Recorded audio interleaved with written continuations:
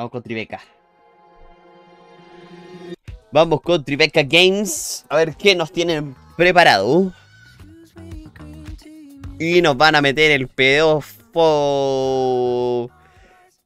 Más encima, copyright de Harry Styles, pues, weón. Pero feroz copyright nos van a meter, pues, weón. ¿Te das cuenta, no? Harry Styles auspiciando esta weá. ¿Te das cuenta, no? Me cae bien. Ah, una publicidad de AirPods. Muy bien. Ahora sí, Tribeca Games.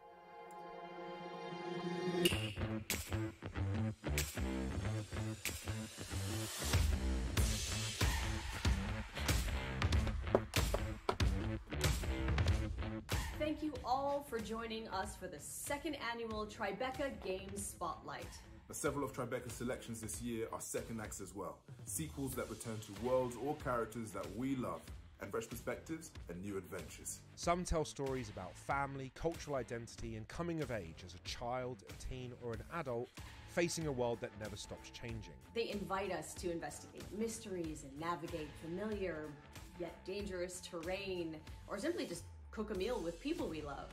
Others explore our fears about the future through dystopian tales of environmental ruin or technology run amok.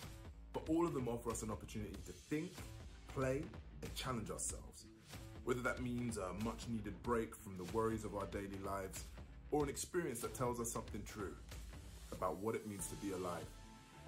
Whatever you're looking for, chances are you're gonna find a little bit of it in these games. Here are the 2022 Tribeca Games selection. It isn't always easy going back to the place where you grew up. For Jala, the star of Thirsty Suitors, going back home for her sister's wedding means that she's going to be facing unresolved issues with her family, her friends, and a string of angry exes.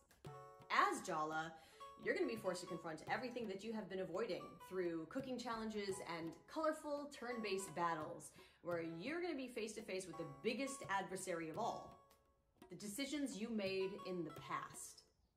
Hope your bag is packed. It's time for a trip back home with Thirsty Suitors. Outer Loop Games is a fully remote studio that we started 5 years ago with the idea of making games about underrepresented cultures and themes. The studio is about 15 folks and we're scattered from Seattle, No quiero sonar pesado, ni mala onda, pero esa persona se veía con más sueño que yo. Seguramente, porque ha trabajado mucho en su vida haciendo este jueguito. About raising a falcon and fighting colonizers. Falcon Age was the first time I personally have ever worked closely with someone else who's brown and South Asian on a team.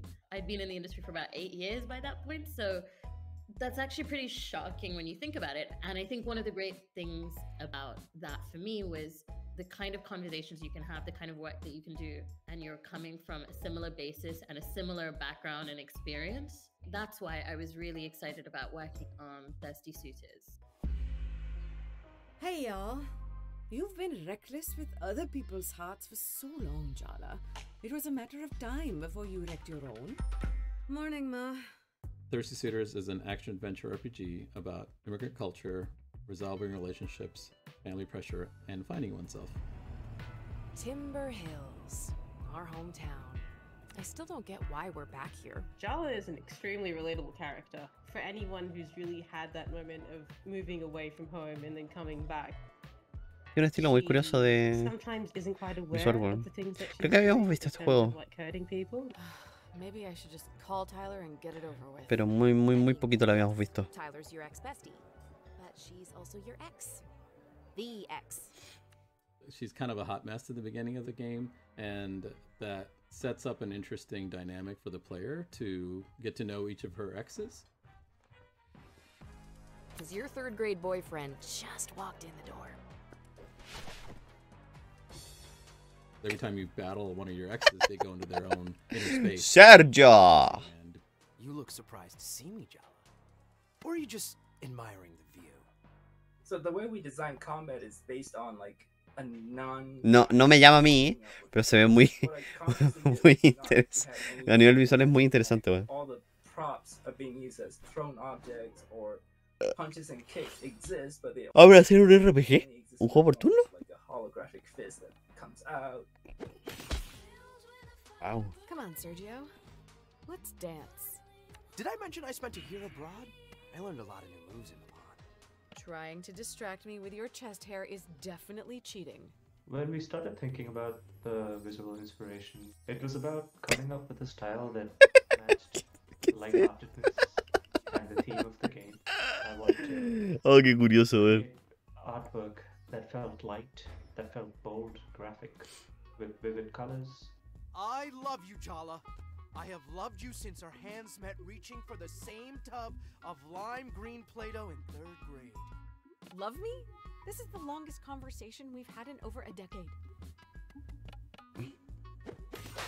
I enjoyed the fact that this game is about reconciliation because that's something that a lot of people don't get to do in real life.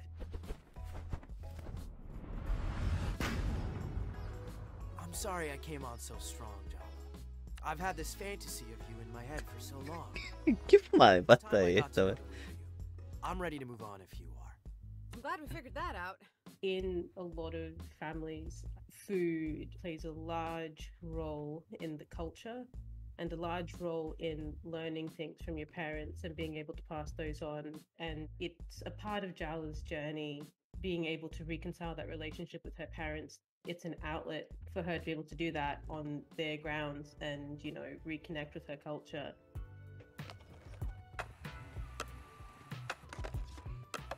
Skating session in our game is supposed to be really easy and accessible. So I didn't want to make like a hardcore skate simulator. So the way I've designed the game is to make the players be able to do fun looking things like wall run grinds and other acrobatic tricks on a skateboard without the complexity of button inputs. From where we're coming from, we're making this game that we want it to feel very familiar to immigrants and people of color and particularly like South Asians so that they can see themselves. But I think it's also a very enjoyable act of like speculation and fantasy for anyone else, you know? Pobre Sergio, le están sacando la concha de tu madre, We're man. making a role-playing game. Part of the pleasure of that is in inhabiting someone else and living their life. And I think that's kind of what we want to give players, this idea of being very grounded in Jala, this very specific character and her story and her personality, some of which is shaped by her culture and some of which is who she is.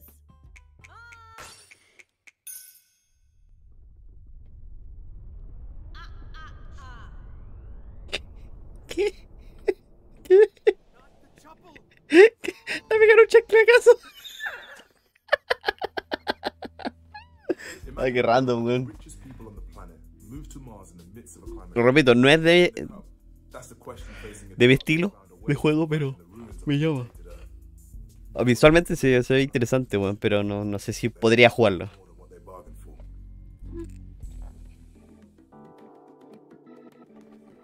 Demagog Studio is a group of filmmakers, writers, architects, musicians, animators and developers who make interactive experiences for a generation that might just live to witness the end times.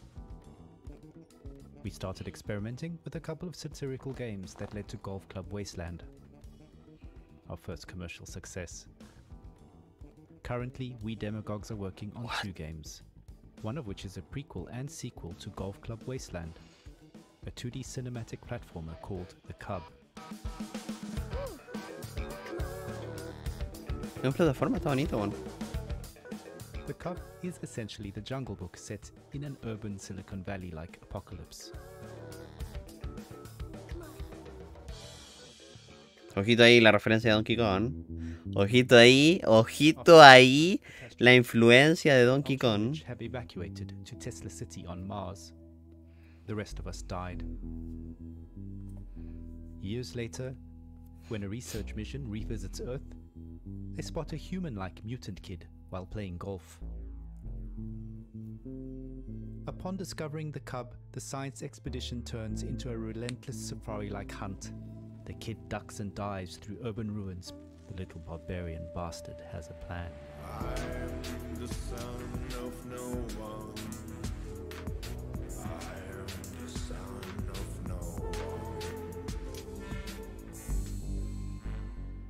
While traversing this vibrant post-apocalyptic world, the cub wears a space helmet he scavenged from a dead Martian.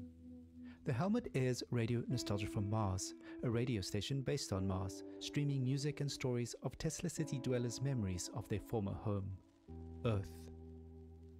Radio Nostalgia from Mars.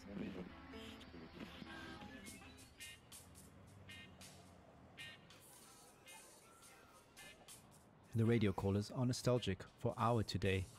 This is Future Archaeology. Future Retro. A sci-fi scenario that prompts us to re-evaluate the things we already have today, from friends and family to basic things like air and water. As Marshall McLuhan would say, we march backwards into the future. Similarly, the brutalist architecture in the environment serves many non-obvious functions. Brutalism stands for the 20th century and its apocalyptic war history. It stands for faith in large-scale progress through technology that spans multiple ideologies, which led to breakthroughs but also to pollution and climate change. In the 21st century, we have a brutalism of the soul, a reordering of the human psyche through the internet, as exemplified in the millennial pink neons peppered throughout our game's cityscapes, such as digidopamine or doom scrolling. Modernist architecture looks powerful, yet it's already turning into ruins, just as humanity might. The game is an homage to cinematic platformers such as Heart of Darkness, but also old-school Sega games like The Jungle Book or Aladdin.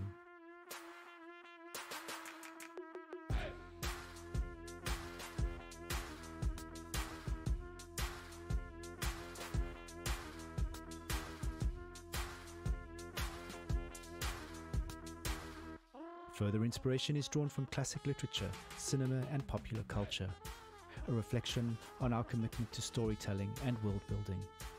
The game has numerous interactive objects to find that enrich and inform the narrative, and also poke fun at future and current events at the same time. Hopefully, the game will make people feel, open the players' minds, and thereby bring a change in global politics and a universal bliss for all humanity. You know, what platformers are best at. Enlightenment of the soul.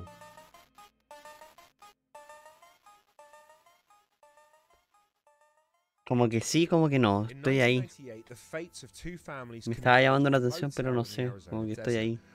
El plataformeo me llama la atención. As the tale unfolds over the next few decades, step into the shoes of multiple characters Pero no and sé. decide how that night will alter the course of their lives through a unique art style featuring actors digitally integrated into a beautiful cinematic world. This is As Dusk Falls. Hello, I'm Caroline. And I'm Charu. We're excited to be here and we'd love to tell you more about Interior Sí, puede ser eso. As Dusk Falls. Oh, hey there. Got your car towed back for you. You were right. It's more than I can fix with duct tape and a socket wrench. What do I owe you? Mi bye. Mi bye, weón. Get it right back, quick. What in the world? On the ground, now! I said get on the ground! As Dusk Falls is an interactive story, the decisions you make do have consequences. Our story is a crime drama that explores the intertwined lives of two families over 30 years. We have the loving family, the Walkers. So, what's next? License plate game? Another round of row, row, row your boat? And the Holts, which are the more desperate family. Come on. This is 2 Rock, not NYPD Blue. Now get looking for that safe. As you play the game, you will be stepping in the shoes of different characters. First, Vince, the dad, who is rooting his family to Missouri. You are my flock, and I plan to herd you to St. Louis in high spirits. And on their way in Arizona, they get caught in a hostage situation. Es curioso cómo funciona el movimiento, weón. There's also Jay, who is one of the members of the other family, the hostage takers, so you get to understand the world from his perspective. Jay! What? Head out of the clouds, little bro. Look, there's enough cash in that safe to put the last few weeks behind us. We stay alive, we keep the house, everything goes back to normal. There's our third main character, who is Zoe, Daddy, are we gonna play? You bet we're gonna play. who you see across the 6 chapters from when she's 6 until she's 19, and she's becoming this young woman. What? Ella es la... The visual art style of el enemigo final del juego. and it was crafted especially to tell this compelling story. It mixes beautifully painted 2D characters and sets them in an evocative 3D world. We filmed genuine and nuanced performances from actors to capture complex emotions and facial expressions. Players don't look at pixels, they watch people in all their humanity. When it comes about like writing the story, we work probably a bit more like TV. It's a very long process. It's dozens of versions of script. So it's not a linear one version of the story. We have to think all the choices, all the narrative space, all the branches feeding into one another. It's kind of a 3D map.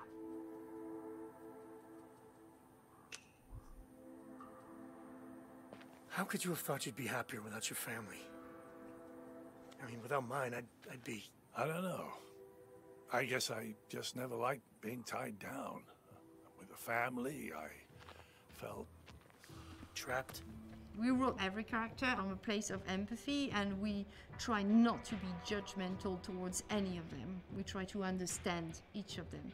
And I hope the players will feel the same way and try to empathize and understand and relate with all of them. Did you get the money? Oh, we got it all right. Nice work, guys. Hold on tight.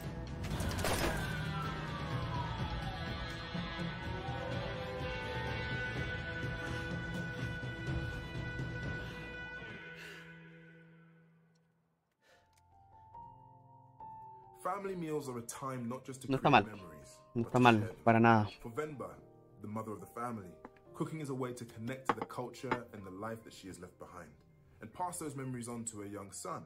Each recipe she teaches him is not just a list of ingredients, but a piece of a much larger story about where he comes from, who his family is, and the challenges they face.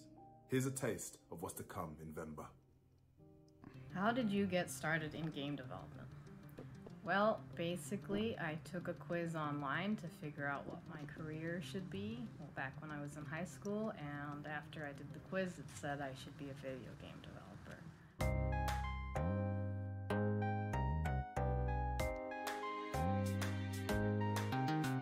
We were working on this project called Balloon Man. It was this Mega Man style boss rush game about this depressed superhero whose superpowers are only to make balloons. No, le hizo globitos para que el perrito... Qué adorable. Qué adorable. Qué adorable. I remember the day I was eating at a restaurant with my mom and my sister.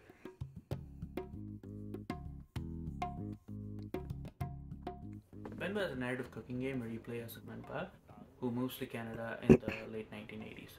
But during this move, her Mira tú, gets damaged. mira tú, So as the Espín. player, not only will you be cooking various South Indian dishes to restore these recipes, but you will also be exploring the story of this family and the unique challenges that they face.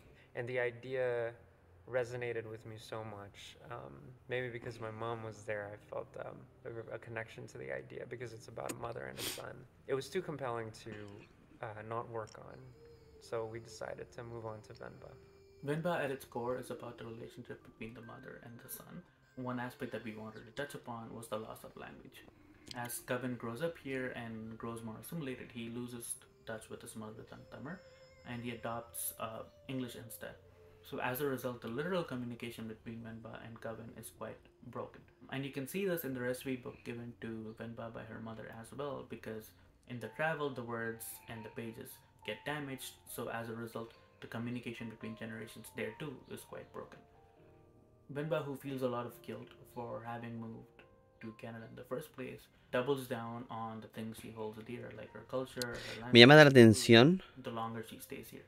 So de it's que important for her to fix the recipe book no es un píxel, no se ve a nivel de píxel, sino que el estilo to persist across tiene como fallas, como dientes de sierra normalmente.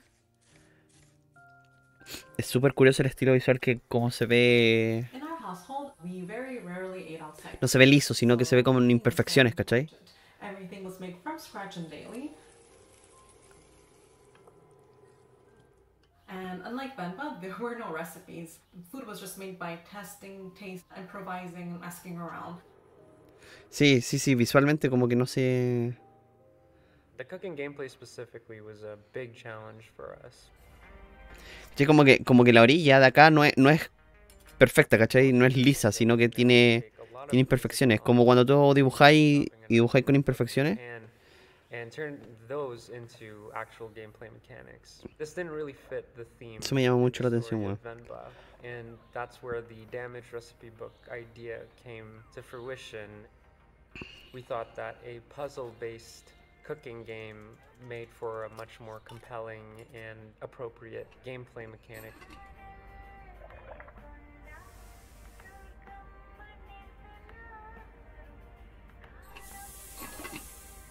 I wanted the sound effects to be really realistic and reminiscent of a South Asian kitchen. I recorded like the dishware that we use, some utensils, just items from the kitchen. But that also involves a lot of recording of actual cooking. I wanted the sounds to be very nostalgic for those that grew up in a similar background. I wanted this emotional impact to come across through sound. The music in this game, it primarily comes from an in-game radio influenced by Tamil movies and music that were a huge part of my life growing up. And we took a lot of effort to make sure that the songs sound like something you would hear back home when you would turn the radio on. It was the hardest thing for me to choose what recipes get showcased in the game. It's impossible to do justice to the wide Comía extra. dishes and Comían dos veces. instead I just focused on what recipes would make for fun gameplay puzzles and what ingredients would this family have living in Toronto. Even though the story of Venba is pretty firmly rooted in Tamil culture, we think it hits on some pretty universal themes. The influences for this game, it primarily draws from the stories of the families that I see here, especially the relationship between first generation parents and their children.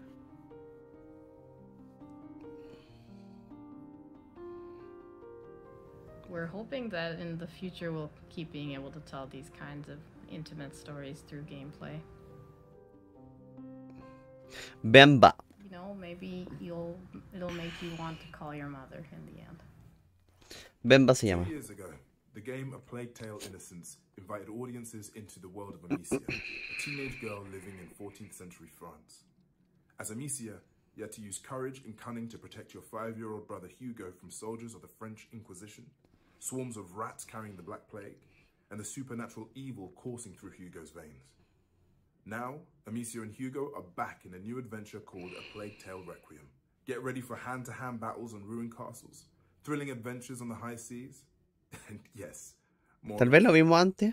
En algún momento lo vimos.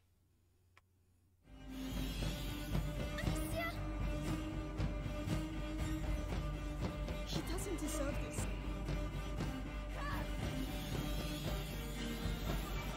El Plague Tale es muy bueno. No he jugado al primero, sí, weón. On est un studio de développement indépendant. On l'est depuis le début et depuis toujours.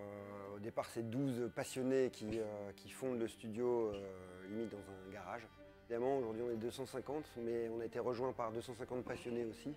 Et c'est ce qui nous permet de faire des projets incroyables comme Microsoft Flight Simulator et Plague Tale Requiem, par exemple. Is it? The bite, yes. They've locked the arena down. They Oh. let them die here. It's starting all over again. Plague Tale, c'est notre bébé à nous. C'est en tant que studio indépendant, c'est la première fois qu'on se lançait vraiment dans quelque chose Tengo ganas de jugar el primero, weón. d'intime à l'équipe. On a commencé vraiment de la feuille blanche. Tengo ganitas de jugar el primero. Un jeu d'aventure, un third person action adventure. Et on s'est dit qu'en fait notre meilleure chance c'était de partir de notre spécificité de français en fait. On est dans un pays chargé d'histoire, Bordeaux est chargé d'histoire, on vit tous les jours dans des murs qui ont plusieurs centaines d'années. Et c'est quelque chose qu'on manipule avec justesse et ce qui nous a permis de donner au jeu une identité vraiment forte et de s'écarter un peu du côté heroic fantasy et d'aller dans quelque chose de plus cru, qui corresponde exactement à la nécessité de construire une histoire qui s'ancrait dans le réel pour mieux partir dans le fantastique et dans l'émotionnel quand c'était nécessaire. I don't know what's happening to me, Lucas. I feel my mind going. Une grande sœur, un petit frère, c'est quelque chose qui résonne en nous, qui va parler un peu à tout le monde. Et donc ça a été vraiment le point de départ. Hugo et Amicia, ça a été les premiers personnages qui sont nés. Amicia, la grande sœur, et sa manière d'appréhender un petit frère dont elle n'avait pas la charge et où tout d'un coup elle va en avoir toute la responsabilité. Hugo, qui est un jeune enfant qui ignore tout du monde et en réalité est chargé d'un pouvoir et qui le dépasse. Et comment ce duo va grandir ensemble et réaliser l'histoire beaucoup plus grande qu'eux qui est en train de se réaliser, dont ils sont les acteurs principaux. It's bleeding again. Yes, we should fix that before it gets infected, I guess. Amicia, donc c'est une jeune fille, c'est pas une guerrière, donc le gameplay de Plague, c'est un gameplay plus orienté sur l'infiltration et la survie. Le but étant toujours d'être plus malin que ses ennemis pour survivre, que ce soit les rats ou des ennemis humains. Après, Amicia, il y a des moments où elle va devoir combattre, elle va devoir faire face, donc avoir des phases plus orientées action, plus orientées combat. Toutes ces phases-là construisant un rythme narratif qui vient servir l'évolution du personnage, donc son rapport à la violence, son rapport au monde, à chaque fois est nourri par la variété de ces séquences-là.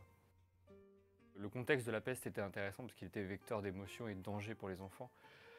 Mais incarner une maladie, c'est jamais très évident, surtout dans un jeu vidéo où on doit avoir une adversité et pouvoir lutter contre quelque chose. Donc on a utilisé la représentation la plus symbolique de la peste, qui était les rats. Ça faisait une belle incarnation de la maladie, mais pour que ce soit impressionnant et qu'on ait cette sensation de propagation, il en fallait des milliers. Il fallait qu'on ait ces rats qui se déversent dans les champs, dans les forêts, pour montrer la maladie qui progresse et qui ravage tout sur son passage. Donc les rats sont une version amplifiée d'une maladie qui se propage. C'est à la fois une menace mais un outil pour Amicia, c'est-à-dire que grâce au pouvoir d'Hugo, grâce à ses outils à elle-même, elle va pouvoir utiliser les rats pour progresser parfois, mais souvent elle va devoir faire face aussi pour trouver un moyen de les traverser sans se faire dévorer. On écrit nos chapitres un peu comme des épisodes. Cette impulsion qu'on a quand on regarde une série, la retranscrire en jeu vidéo, c'était essentiel pour nous. C'est une technique d'écriture assez large. C'est vraiment une architecture globale qui vient rythmer tout le jeu et bien sûr la narration vient se coller à ça au plus près. Alors chaque fois avec des challenges différents, hein, parce que sur les phases d'exploration, on a toute la liberté au niveau des dialogues, etc. Parce qu'on sait que dès que le joueur va rentrer dans une phase de combat, là il va être beaucoup plus focalisé sur ce qu'il est en train de faire. Donc c'est à nous de pondérer, de se dire ok, ce qui est important, on va aller le raconter plutôt ici. Là, on va laisser faire le gameplay et donc tout ça se fait avec Kevin. Enfin voilà, c'est une discussion qui est permanente au fil de 3 ans de production, constamment de faire évoluer le jeu autour de ça. You should sit down. Oh, so that's all you have to say? Come on. You can do better than that. You have a whole garrison here, why don't you really let yourself go? Stop. No! Do you see the situation we're in? We were just supposed to get herbs. Faire plein de projets nous a obligés d'avoir des outils à la fois à la pointe de la technologie mais très modulables. Et le fait d'avoir par exemple notre équipe engine à la maison, ça nous permet d'aller les voir directement et dire on a un challenge relatif au jeu qu'on est en train de développer et il nous faut un moyen de le solutionner et ça permet d'atteindre des prouesses comme par exemple les gigantesques hordes de rats qu'on voit déferler sur les villes dans les trailers ou des choses comme ça.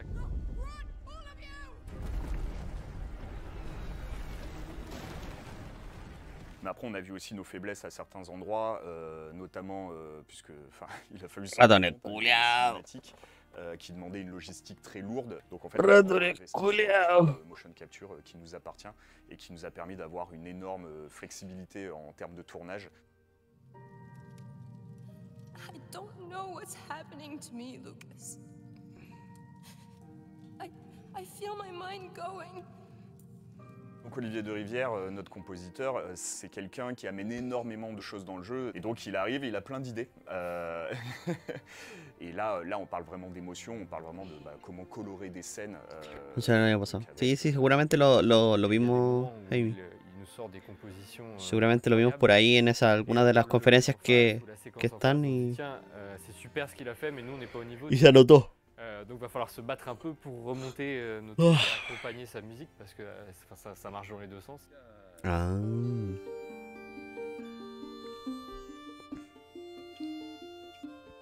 Pero el COVID. L'amour vis-à-vis de nos personnages, c'est une chose qu'on ressent, nous, au quotidien. Et moi, je sais que dans le travail d'écriture, c'est quelque chose qui est fondamental. On veut rien faire gratuitement. On sait que le jeu peut être très très noir, très très dur, mais il y a toujours une raison à ça. Ça suit vraiment une forme de logique.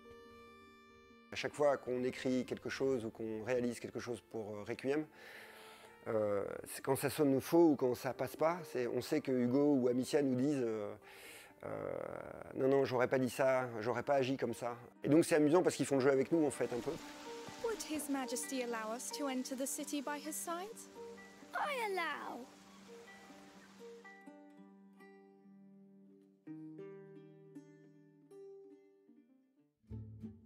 ¿Sale este año? Came out in 2017, the first ¿Y sale este año? Wow. the distinctive cartoon art style Wow. inspired by the golden age of American animation where every frame was drawn by hand. Now, Cuphead is back with a new adventure called Delicious Last Course with a whole bunch of new enemies and ways to die and a new heroine named Ms. Chalice. So, if you are up for the challenge, get ready for Cuphead Delicious Last Course.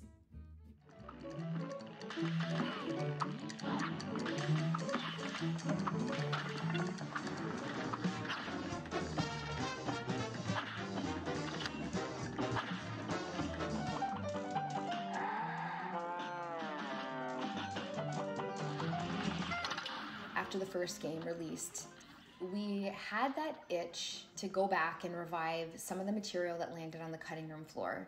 Well, looks like it's bon voyage to our old pals Cuphead, Bugman, and the lovely Miss Chalice. They're off on their next adventure, this time to the fabled DLC Island. The Delicious Last Course is more fantastical cartoon action.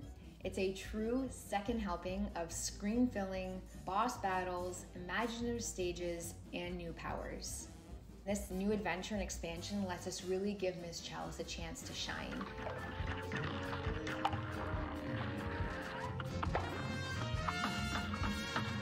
We had always envisioned her playing a really important role as part of the main trio of heroes. This was our opportunity to further explore animation, music, gameplay homages, all of which we didn't get to in the first game. Tan bien que se ve este juego, eh.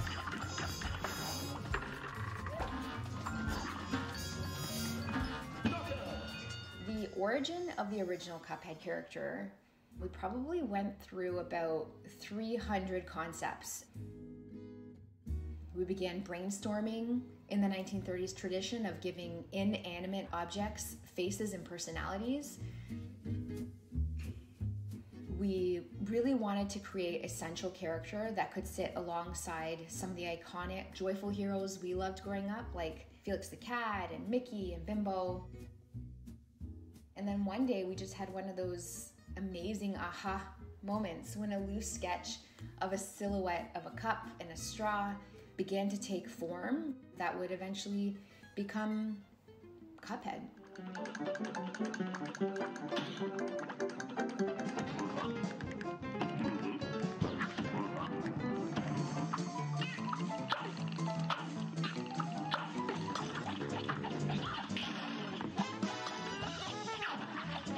Having the chance to re-explore this world, to make something special for our fans while taking our time on the little details and making sure we're getting them just right.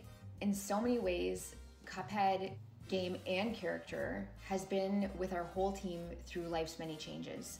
These characters have become like children of sorts, and getting a chance to take them on a new adventure to close this chapter of their story is just really exciting. For there's a new challenge waiting around every corner on the amazing DLC Island.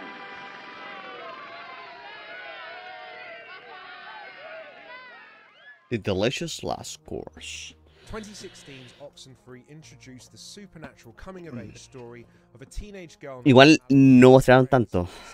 Como que se están guardando para que mostrarlo todo cuando salga el juego, ¿no? Oxenfree 2 Lost Signals brings us Oxenfree 2.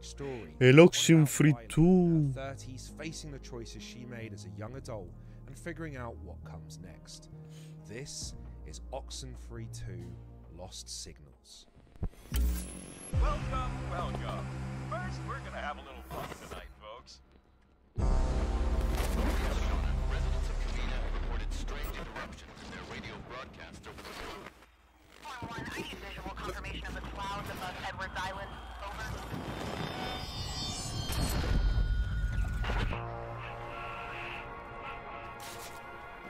Ah, bit of a leap there.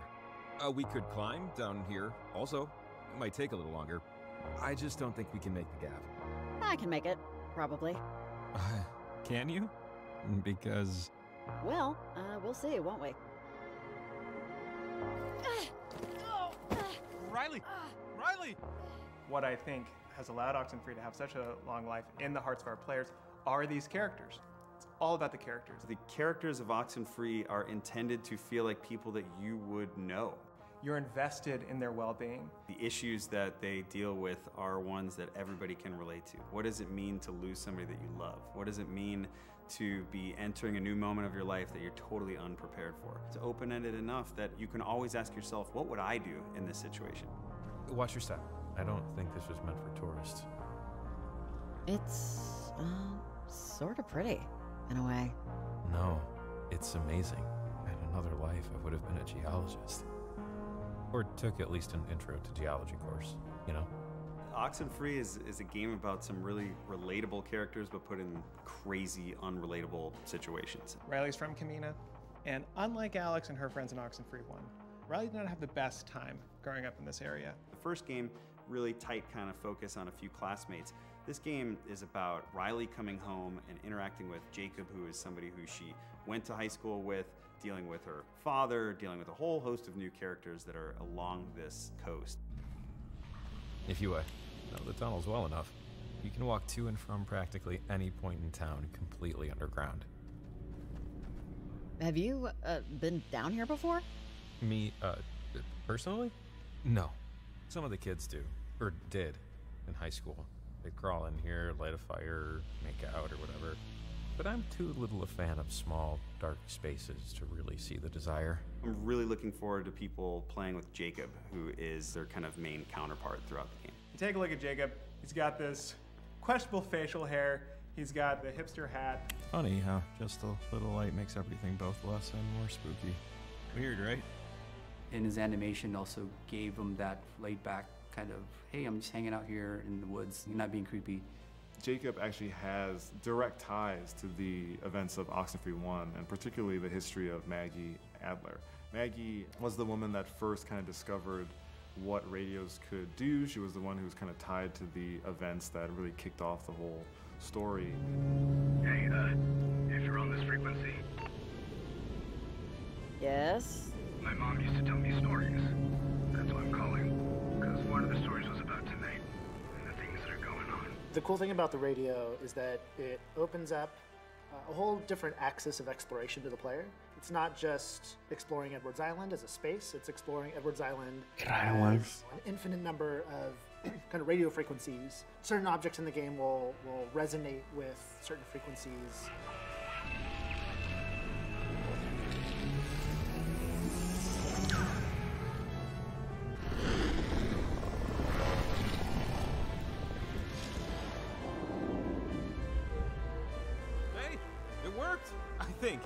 I mean, we're not dead. The alternate timelines in the Oxenfree universe are really interesting because it allows the player to explore the possibility of going back and changing the past. ¿Cuánto dura el primero? Podría ser uno de los juegos que podríamos... I don't think anyone's around. Let's see if the time tear opened anything up. The player gets to open these portals in time and go through them and talk to these other ghostly characters. Portals are getting open when they don't want it to happen, and so they've got to deal with the ramifications of that. Portals are fascinating, very beautiful, very mysterious, but ultimately very dangerous. Dura 4 horas y media. Jacob? The stakes are very high for this one. One, we've got Dura 4 horitas y media, weón, el Oxenfree. Es un juego que se podría pasar en un stream, weón. Nalea, ¿cómo estáis?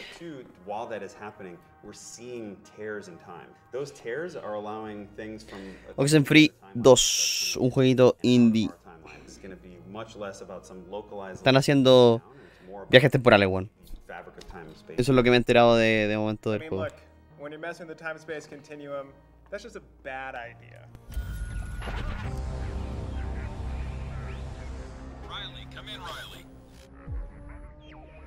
Can you hear me? Riley, are you there? ¿Y Awards? No, esto se llama Tribeca Games. La transmisión es Tribeca Games.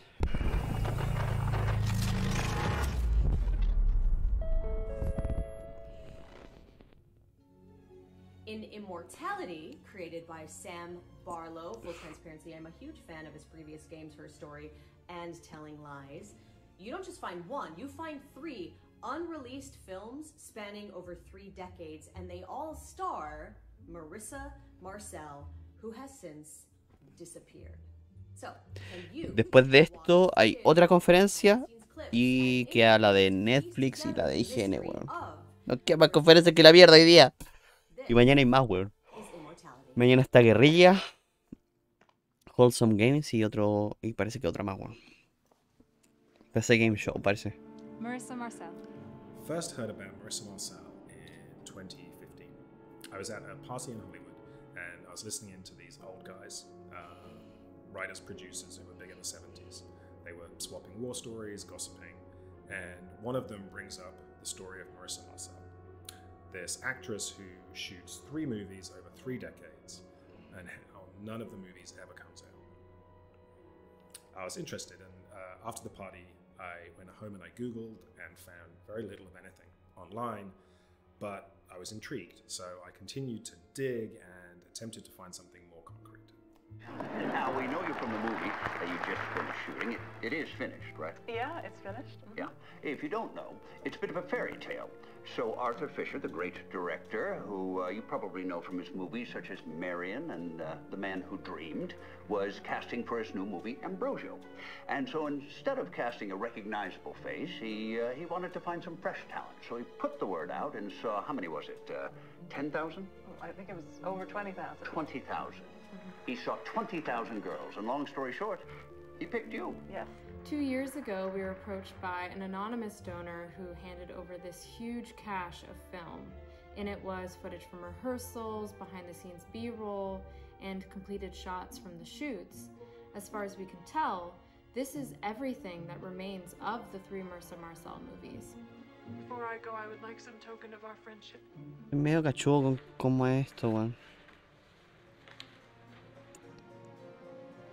You could have walked away from this. We brainstormed how best to use this. En mi idea están creando como un lore a través de la persona para después hacer un juego. First, we very carefully cleaned and scanned all of the film, digitizing everything. But there were enough gaps where we weren't able to cut full movies. So we took some of the ideas from my earlier games, Her Story and Telling Lies, the idea of a more exploratory way of viewing film stories, and we built on that. We created a virtual movieola, a way of looking through the footage as if you were back in the editing suite with Arthur Fisher or John Durick. And to build on this idea, we came up with a new mechanic, a kind of visual concordance. Does this work as confession?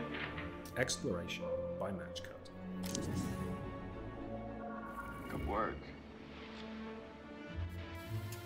When you're watching, at any point you can stop and point to an image, an actor, a prop, and the system will create a match cut to another piece of footage with that image.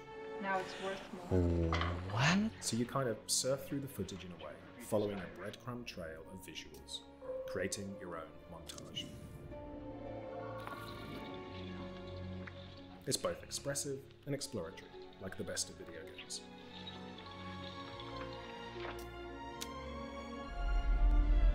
When you have a situation like this, where no one really knows what happened to Marissa Marcel, people tend to fill in their blanks. Their imagination goes to dark places. I would not use the word haunted.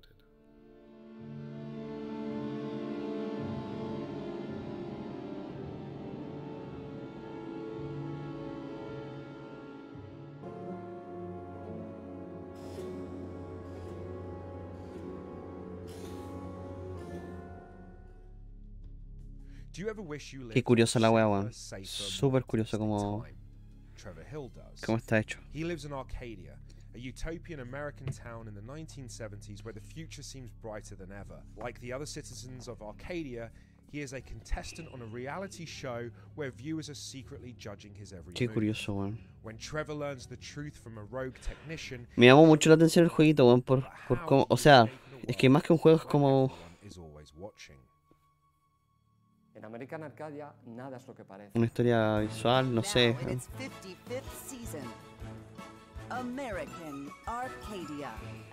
Y es que Arcadia es en realidad el reality show más visto del planeta y está gobernado por rankings de popularidad. La tele, esto es la tele.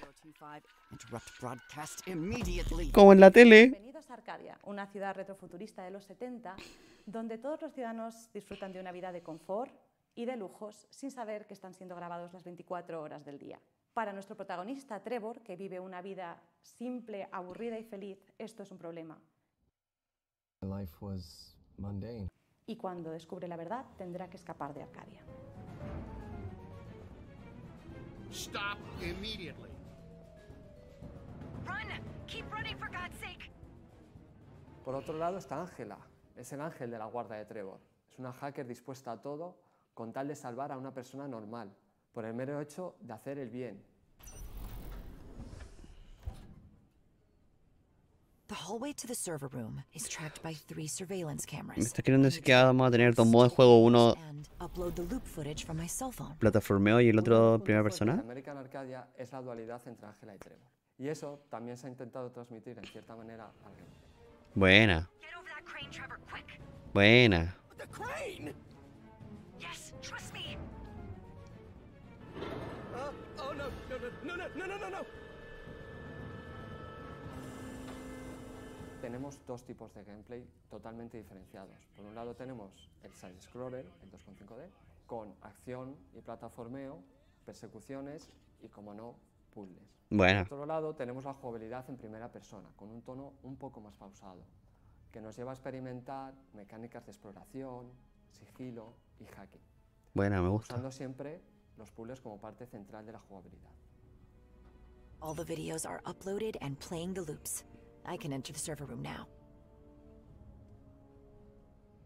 Y bueno, para American Arcadia las referencias visuales más inmediatas son el show de Truman, la fuga de Logan, el prisionero y algunas otras. Lo cierto es que muchos de los miembros del equipo nacimos y crecimos durante la década de los 70, por lo que no hemos tenido que ir muy lejos a la hora de buscar inspiración y referencias visuales, puesto que la mayoría las llevamos ya dentro de nuestros propios recuerdos. Muchos de los programas de televisión, series, concursos, etcétera, que veíamos en nuestra niñez, pues están presentes de alguna manera en American Arcadia. Una visión bastante brillante y colorida de lo que serían los años 70. Los personajes, los ambientes, incluso el mobiliario, representan esta versión utópica y bastante kitsch de una ciudad de los años 70.